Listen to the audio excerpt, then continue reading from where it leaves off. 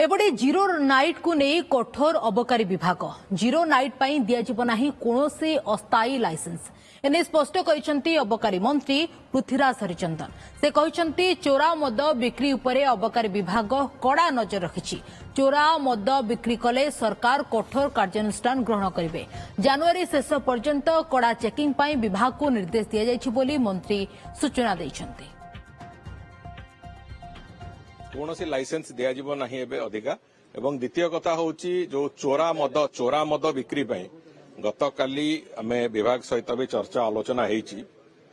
वर्तमान ठारू आज ठारू आसंता मास पर्यंत आसंता मास शेष पर्यंत प्रायतः विभिन्न जगार एनफोर्समेंट रेड प्रबल भाव में कर निष्पत्ति एवं कौन सी जगार जीरो नाइट आड़ देखी कि नुआ वर्षर आड़ देखी कहीं चोरा मद बिक्री करेंगे से कथा को संपूर्ण रूपे विरोध करा जो माने से संपृक्त थे कठोर दंड विधान करा से दिगरे समस्त जिला मानक ए बाबद सूचना दिया